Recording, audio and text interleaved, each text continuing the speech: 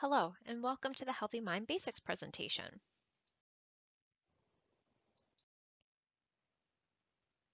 Today we'll be discussing mental health in America, the definitions and influences of mental wellness, benefits and opportunities, and resources.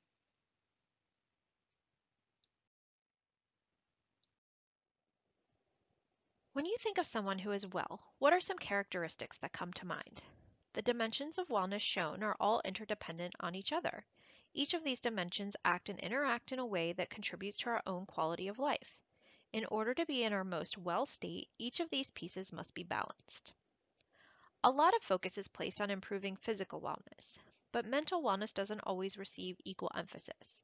There is negative stigma when discussing mental wellness, but it is also something that has received a lot of attention recently, and for good reason. Let's take a look at mental health statistics.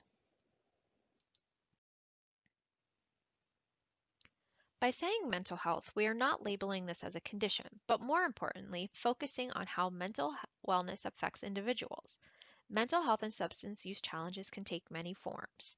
There's depression, anxiety, schizophrenia, addiction, and the list goes on. Some of these challenges are more visible and you might recognize them immediately. Others can be harder to see when you're not looking for them, but they are still there. These statistics provide a look at how many people face a mental health or substance use challenge, whether we see it or not.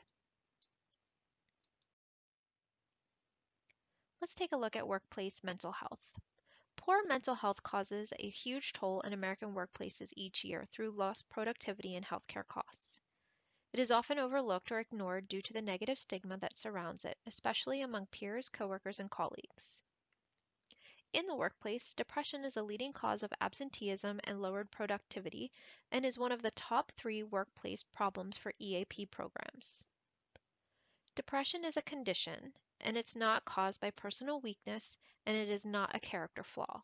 When you have depression, there may be problems with activity levels in certain parts of the brain or chemicals in the brain called neurotransmitters that may be out of balance. By definition, depression is an illness that involves the body, mood, and mind. It affects the way a person handles everyday things and tasks. It is not a personal weakness or condition that can simply be wished away. Let's look at some things that cause depression. First, your genes. You will have a greater chance of having a bout of depression if other family members have had it. In this case, a stressful event could trigger a depression, such as a death in the family, divorce, or sometimes even happy occasions can trigger depression due to the amount of stress, such as marriage or wedding planning, a job promotion, or any big event. Also, thinking style and how you routinely think can affect how you feel. Thinking in extremes such as, if I can't do it perfectly, I should just quit, or if I make a mistake, I'll be fired. Also, medical illness. Being diagnosed with an illness or a lifelong condition, for example, diabetes or heart disease, can also trigger a bout of depression. Specific health problems such as hypothyroidism, which is an underactive thyroid, and anemia can cause depression. Also, stress. The stressors of a serious loss, difficult relationships, financial problems, or a life change can also be an opening for depression. Many of us spend most of our waking hours a week at work, so it just makes sense that stressful situations either stem from our work environment or we're bringing our stress and all that goes along with it to work each day. And with all those hours spent working, the symptoms can be quite debilitating.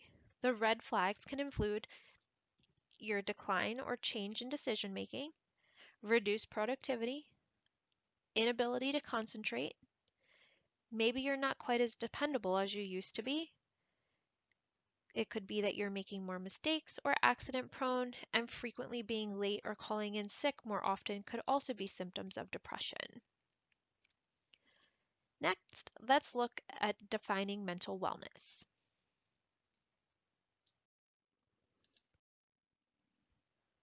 Let's look at defining mental wellness. How would you define mental wellness?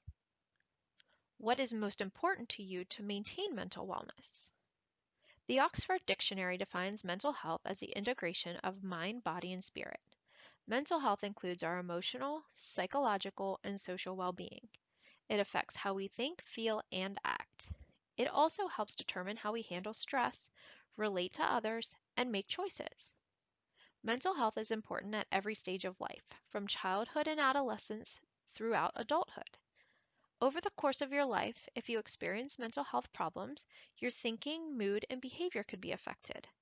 Many other factors contribute to mental health, including biological factors such as genes or brain chemistry, life experiences such as trauma or abuse, family history of mental health problems. And mental health is integrated with all dimensions of wellness and should receive the same amount of attention as every other dimension. It should be proactive and not waiting until something goes wrong to fix a problem, but actively working on mental health as our lives change and progress. It is being self-aware, self-understanding, and self-forgiving so that healthy balance can be achieved in all of these areas of life.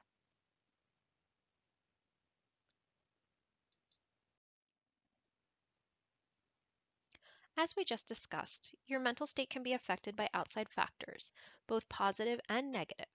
In order to improve your mental health, there are a lot of things you can do in your daily life, including eating healthy, a well balanced and whole foods, meaning not processed foods, staying active. The recommendations are 150 to 300 minutes of moderate activity per week for adults. Sleeping enough each night. The recommendations for an ideal amount of sleep is 8 hours per night, although most get much less than that. Building positive and healthy relationships that are uplifting and encouraging. And we all know that how we perceive items can really impact our experience. Maintaining a positive thought process and positive mindset is critical in good mental health. Think of when you talk to an older person and ask what their secret to a long life is. Usually, the answer that you get is being mentally active and staying positive.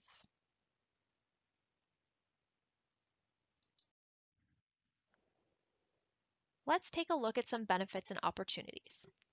The number of your brain cells will start to decline starting in your mid 20s, but research has shown that the number of connections between brain cells can continue to grow. This, of course, is dependent on how well you continue to exercise and feed your brain with new material to stretch it. Studies also show that people who remain mentally active well into old age are less likely to develop Alzheimer's. Using your brain more fully will stimulate it, encouraging the formation of new neural connections. So, you see, it's really a case of not what you've got, but how you use it. Have you heard the phrase, if you don't use it, you lose it? Well, that certainly applies to mental health as well. Learning to use your brain more fully to maximize its full potential isn't difficult. By engaging in regular mental health and wellness activities, you will be giving your brain a thorough workout, helping you to stay mentally alert. The following health skills are good wellness brain exercises. Though simplistic, these are some basics for achieving mental wellness. Doing crosswords once or twice weekly, doing puzzles once weekly, reading daily if you can, improving your memory, any memorizing activity, and then some additional items to ask yourself. Are you open to change? Are you flexible in your ideas or thinking? Do you seek new challenges? Are you best utilizing the skills you have to challenge yourself daily? Are you learning new skills? Are you learning new skills and always looking to improve yourself? If you said no to any of these, then there is opportunity for you to improve your mental state.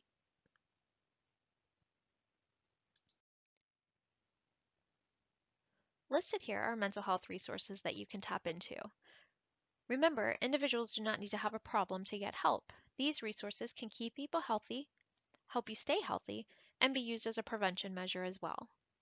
Employee assistance programs are great resources that a lot of organizations have available at no charge. Individuals can typically call their HR department to find out what specific resources may be available. Also, mental health screenings can be taken. You can find these online or talk with your doctor to see if you can complete one in the office.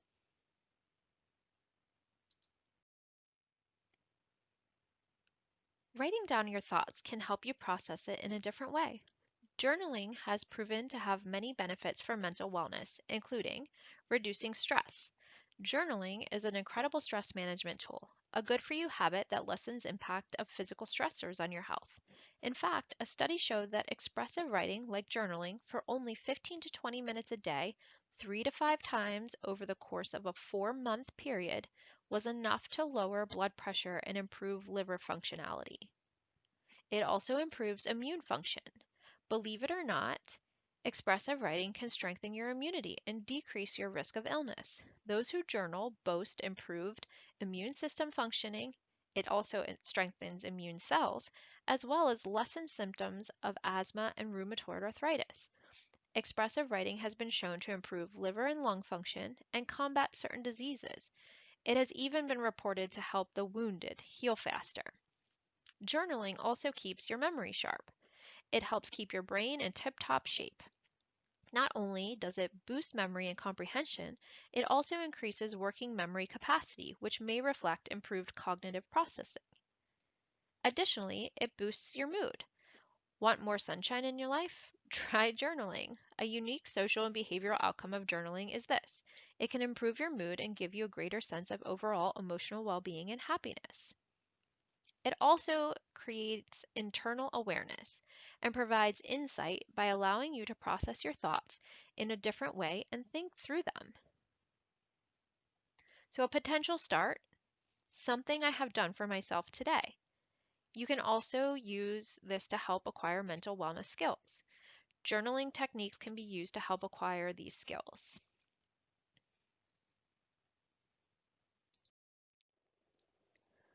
Let's take a look at the Healthy Mind Platter. How many of you are familiar with the food pyramid? The U.S. Department of Agriculture, or the USDA, replaced its food pyramid with a needed revision, a Choose My Plate pictorial example of a dish of food groups to remind us of what a daily diet should consist of to optimize physical health. The food pyramid is now outdated and instead, Choose My Plate depicts a well-balanced plate with equally important components to achieve an ideal diet. In a similar way, this Healthy Mind Platter was developed for our mental health. The concept focuses on equally balancing portions of each of these areas in order to achieve optimal brain matter. Our mind is also in need of careful attention to establish and maintain mental health. The requirements for a healthy mind are not being created in daily life. Many are deficient in a daily regimen necessary for mental well-being. Siegel and Rock recommend these activities as mental nutrition that the brain needs to function at its best. The Healthy Mind Platter has 7 daily essential mental activities necessary for optimum mental health. These 7 daily activities make up the full set of mental nutrients that your brain and relationships need to function at their best. By engaging every day in each of these servings, you promote integration in your life and enable your brain to coordinate and balance its activities. These essential mental activities strengthen your brain's internal connections and your connections with other people and the world around you. The Healthy Mind Platter is made up of 7 daily essential mental activities to optimize brain matter and create well-being. First, focus time. When we closely focus on tasks in a goal-oriented way, we take on challenges that make deep connections in the brain. Playtime. When we allow ourselves to be spontaneous or creative, playfully enjoying novel experiences, we help make new connections in the brain. Connecting time. When we connect with other people, ideally in person, and when we take time to appreciate our connection in the natural world around us, we activate and reinforce the brain's relational circuitry.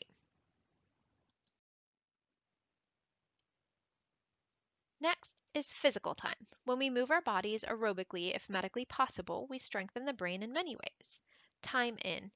When we quietly reflect internally, focusing on sensations, images, feelings, and thoughts, we help to better integrate the brain. Downtime. When we are non-focused without a specific goal and let our mind wander or simply relax, we help the brain recharge. Sleep. When we give the brain the rest it needs, we consolidate learning and recover from the experiences of the day. There is not a specific amount of time for a recipe for a healthy mind, as individuals are different and the needs change over time. The point is to become aware of the full spectrum of essential mental activities, and as with essential nutrients, make sure that at least every day we are bringing the right ingredients into our mental diet, even for just a bit of time. The key is balancing the day with each of these essential mental activities. Mental wellness is all about reinforcing our connections with others and the world around us, and it is also about strengthening the connections within the brain itself. When we vary the focus of attention with the spectrum of mental activities, we give the brain lots of opportunities to develop in different ways. This slide is showing Capital Blue Cross resources that are available to you. These apps are not endorsed by Capital Blue Cross, but they are a resource for members to explore on their own. Thank you for attending the Healthy Minds Basic presentation.